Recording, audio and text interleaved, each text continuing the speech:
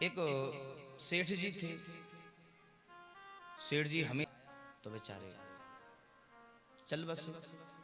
तो उनका जो पुत्र था, अपने पुत्र को उन्होंने अपने पास करके एक बात कही, बेटा जीवन में सत्संग जरूर करना, संतों का समागम जरूर करना, धन कमाओ, घर परिवार किससे चलेगा, धन खूब कमाओ, धर्म करो, धन से धर्म करो जितना हो जाए, लेकिन संतों का सत्संग अवश्य करना। बोले ठीक है। अब जब पिताजी चल बसे तो उसने सोचा, बोले अगर मैं घर में बैठा रहूंगा तो घर परिवार कैसे चलेगा। बोले अब मैं विदेश जाऊं। शीघ्र ही उसका विवाह हुआ था। तो विवाह के करीब 4-5 महीने बाद ही वो घर छोड़ करके विदेश चला गया व्यापार करने के लिए। बोले मैं जाता हूं, कुछ समय के लिए व्यापार करके लाऊं, धन कमा लाऊं, फिर यहीं रहूंगा। अब तुम्हारा पुत्र चला गया विदेश। विदेश में रहकर के महाराज करीब 19-20 वर्ष वहीं विदेश में रहा। फायदा होने लगा, बोले धन कमा ला। धन जब बढ़ता है तो लालच अवश्य बढ़ता है। धन एक ऐसी वस्तु है, जब धन बढ़ने लगता है ना तो लालच भी बढ़ने लगता है। तो अब महाराज और धन कमाऊं, और धन कमाऊं, धन कमाता रहा, धन कमाता रहा। हमारे पूरे 20 वर्ष उसने धन कमाया। अंत में महाराज वो नाव में अपने धन को रख करके चल दिया, अपने देश के लिए आने लगा। नाव में को महात्मा जी बैठे हुए थे। जैसे उसने महात्मा जी को देखा तो उसे अपने पिताजी की बात याद आ गई। बोले पिताजी कहते थे, बोले संतों का सत्संग अवश्य करना, जीवन कैसे व्यतीत करना, कैसे जीना वो संत ही बताते हैं। तो महात्मा जी के पास में गया, चरण छुए, उनको प्रणाम किया, कहने लगा प्रभु मैंने सुना है कि आप लोगों का जो सत्संग होता है जीवन जीने की राह बताता है। बोले हाँ।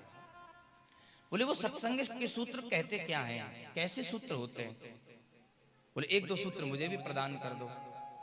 तो महात्मा जी कहने लगे वो सूत्र बड़े महंगे होते हैं, उसकी तुम्हें कीमत चुकानी पड़ेगी। बोले बिल्कुल अवश्य चुकाऊंगा। उसकी कीमत क्या होगी। बोले उसकी कीमत होगी 5 स्वर्ण की मोहरें। महात्मा जी ने वो धनुष ले लिया, क्योंकि अगर फ्री में किसी को ज्ञान मिल जाए ना तो उस ज्ञान की वो गुणवत्ता नहीं समझता है, उसका मूल्य नहीं समझता। बोले 5 स्वर्ण की मोहरें लगेगी। उसने निकाल करके दे दी। एक सूत्र दे दो। बोले ले लिख ले सूत्र। बोले क्या। बोले जीवन में कोई भी काम बिना सोचे समझे नहीं करना चाहिए। बोले महाराज ठीक है। उसने लिख लिया, अंकित कर लिया, मस्तक में बिठा लिया, अपने देश को आया। मन में विचार कर रहा है, मैं अपनी पत्नी से 20 वर्ष दूर रहा, मेरा इंतजार कर रही होगी, जाकर के उसे उसके लिए उपहार मैंने खरीदे हैं, जाकर के दूंगा, बड़ी प्रसन्न हो जाएगी, हम और वो बड़ा प्रेम करेंगे, एक दूसरे के साथ में रहेंगे, भोजन करेंगे। अब तो मैं वहीं रहूंगा। बहुत प्रेम करती है वो मुझसे, मैं उससे बड़ा प्रेम करता हूँ, बड़ी याद आ रही है। अब जैसे महाराज अपने देश के लिए गया है और आज उसने अपने घर में जैसे ही प्रवेश किया है, रात्रि का समय हो गया, तो जैसे उसने अपने कक्ष में प्रवेश किया, जैसे ही वो अपने कक्ष में घुसा है तो आज वो क्या देख रहा है कि उसकी पत्नी एक पुरुष के साथ में लेटी हुई है। जैसे ही उसने देखा तो उसकी आंखों में आंसू थे, क्रोध की ज्वाला आंखों में प्रकट हो गई। ये तो दुष्टनी है, पापनी है, मैं इससे प्रेम करता हूँ, 20 वर्ष बाद आया, उसे मेरा इंतजार करना चाहिए था, ये दुष्टनी मेरे बिना 20 वर्ष तक न रह सके। उपहार फेंक दिए, आज मैं इसे जिंदा नहीं छोड़ूंगा, दोनों को ही मार दूंगा। पलंग पर चढ़ करके तलवार निकालने को जैसे तलवार चलाने ही वाला था, महात्मा जी की बात याद आ गई। बोले महात्मा जी ने एक बात कही थी, बिना सोचे समझे कोई काम मत करना। तलवार पीछे की है, जैसे ही पीछे हटा है तो कोई बर्तन रखा था, वो बर्तन अचानक से गिर गया, आवाज हुई तो उसकी पत्नी की नींद खुल गई। खड़ी हुई, उसने देखा अरे आप आ गए, चरण छुए हैं, बड़ी प्रसन्न है, मैं आपका इंतजार करती रही, ज्यादा रात हो गई थी, मेरी आंख लग गई, मैं सो गई। जो पास में पुरुष लेटा हुआ था उससे कहने लगी पुत्र पुत्र खड़ा हो, बेटा खड़ा हो। जैसे जिसको पुरुष समझ रहा था, जैसे ही वो खड़ा हुआ तो उसके सर पर एक पगड़ी बंधी हुई थी, पगड़ी खुली तो लंबे लंबे केस खुल गए और उसकी पत्नी कहती है ये देखो ये हमारी पुत्री है, जिस समय आप मुझे छोड़ करके गए थे ये मेरे पेट में थी, आप चले गए, इसका जन्म हुआ और मैं इसे अपने पुत्र की भांति पाल रही थी, इसकी पगड़ी बांध देती हूँ, बालों को बांध देती हूँ। आज मेरी पुत्री पूरे 20 वर्ष की हो गई, इसको आशीर्वाद दो। जैसे उसकी पुत्री ने उसके चरणों में प्रणाम किया, आज उस राजकुमार के, उस सेठ के पुत्र की आंखों में से आंसू आ गए। आज उसे पता चला कि सत्संग के सूत्र जीवन में किस प्रकार कार्य करते हैं।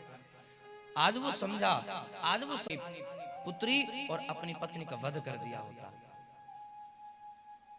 जीवन का जो सूत्र है वो उसे प्राप्त हो गया कि बिना सोचे समझे में कोई भी कार्य नहीं करना चाहिए।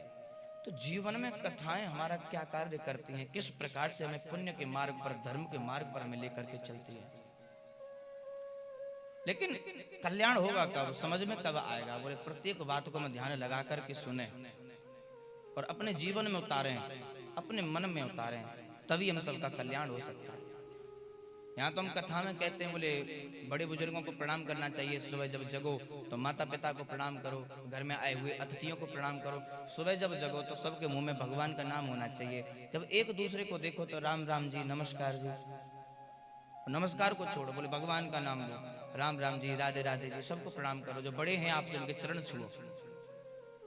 इससे क्या होगा? बोले दिन की शुरुआत अच्छी होती है।